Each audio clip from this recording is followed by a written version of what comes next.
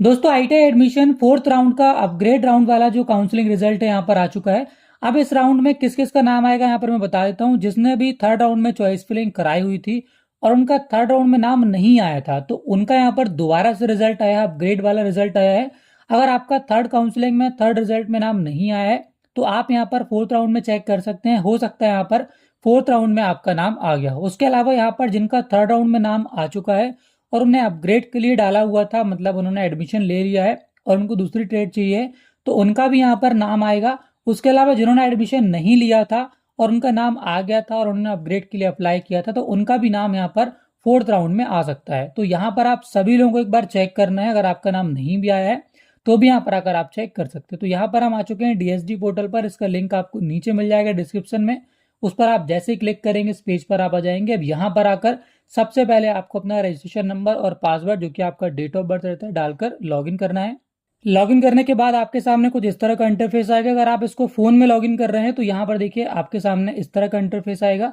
अब यहाँ पर आपको सिंपली थ्री लाइन में क्लिक कर देना है तो फोन में भी ये सारे ऑप्शन आपके सामने ओपन होकर आ जाएंगे। अब यहाँ पर मैं एक बात आपको और बता दूं, अगर आप यहाँ पर आईटीआई में बची हुई सीट देखना चाहते हैं तो उसकी इन्फॉर्मेशन मैंने नीचे डिस्क्रिप्शन में डाल दी है। वहां पर क्लिक करके आप अपनी पूरी इन्फॉर्मेशन चेक कर सकते हैं कि कितनी सीट आपके इंस्टीट्यूट में बची हुई हैं। अब यहाँ पर देखिए आपके सामने साइड में काफी सारे ऑप्शन दिए गए हैं। यहाँ पर सबसे लास्ट वाला ऑप्शन आपको दिया गया है अलॉटमेंट रिजल्ट।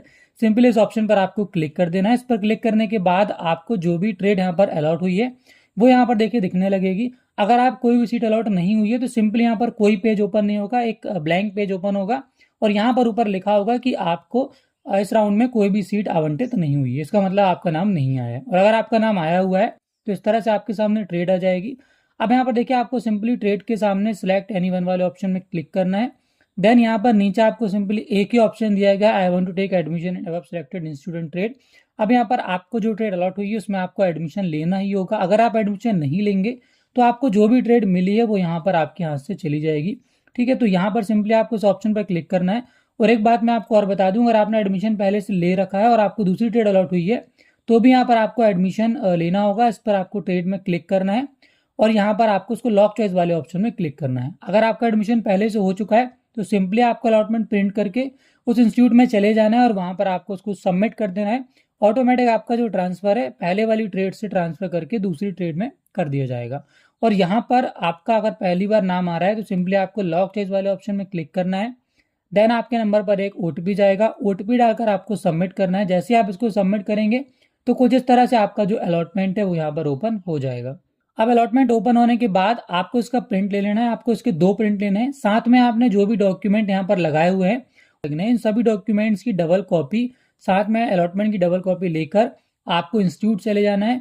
वहां पर अपने डॉक्यूमेंट का आपको वेरिफिकेशन कराना है। डॉक्यूमेंट वेरिफिकेशन के बाद आपको इसकी फीस सबमिट करना होगा। फीस भी यहाँ पर देखिए आपको अलॉटमेंट में दी हुई है, 6,090 यहाँ पर आपकी जो फीस है वो लगने वाली है। उसके अलावा कुछ चार्जेस भी यहाँ पर आपको लगेंगे तो वो सारे चार्जेस ऑनलाइन आप पे कर सकते हैं। फीस पेमेंट करने के बाद अगेन आपको इंस्टीट्यूट जाना है, वहां पर जाकर आपको अपनी फीस रिसिप्ट सबमिट करना है, जिसके बाद आपका जो एडमिशन प्रोसेस है यहाँ पर कंप्लीट हो जाएगा। सो फ्रेंड्स, इस तरह यहाँ पर आप अलॉटमेंट निकाल सकते हैं। और अलॉटमेंट निकालने के बाद जो प्रोसेस मैंने आपको बताया, सबसे पहले आप अलॉटमेंट निकालेंगे, अलॉटमेंट निकालने के बाद डॉक्यूमेंट वेरिफिकेशन कराएंगे। जैसे आपका डॉक्यूमेंट वेरिफिकेशन सक्सेसफुल होता है तो यहाँ पर आपकी जो फीस पेमेंट की लिंक है एक्टिव कर दी जाएगी। उसके बाद अपना फीस पेमेंट आप करेंगे। फीस पेमेंट करने के बाद उसकी फीस सब जैसे आप सबमिट करेंगे तो आपका एडमिशन प्रोसेस यहाँ पर कंप्लीट हो जाएगा। और उसके अलावा दोस्तों, अगर आपका इस राउंड में नाम नहीं आया तो आपको क्या करना है मैं बता देता हूँ। आपको भी वेट करना है। इसके बाद अभी एक और राउंड आएगा 7 तारीख से, यहाँ पर उसके जो रजिस्ट्रेशन है वो चालू हो जाएंगे। आप उसमें नया रजिस्ट्रेशन भी करा सकते हैं। और अगर आपका रजिस्ट्रेशन पहले से तो आप उसमें चॉइस फिलिंग कर सकते हैं जो भी ट्रेड आप डालना चाहते हैं। उसके अलावा दोस्तों मैं एक बात और बता दूं, अगर आप एमपी के बाहर के हैं तो भी आप उसमें अपनी जो चॉइस फिलिंग है वो कर सकते हैं। तो खास करके जो एमपी के बाहर के अदर स्टेट के कैंडिडेट हैं उनको ध्यान रखना है कि 7 तारीख से उनको अपनी चॉइस फिलिंग करा लेना है। तो हो सकता है इस राउंड में अगर आपका नाम नहीं आया है तो उस राउंड में यहाँ पर आपका नाम आ जाए, इसलिए आपको चॉइस फिलिंग करते रहना है। अभी यहाँ पर और भी राउंड बचे हुए हैं तो आपको निराश नहीं होना है, आगे भी यहाँ पर आपके पास चांसेस हैं और आपका यहाँ पर जो चॉइस फिलिंग है वो जो ट्रेड है वो आपको अलॉट हो सकती है।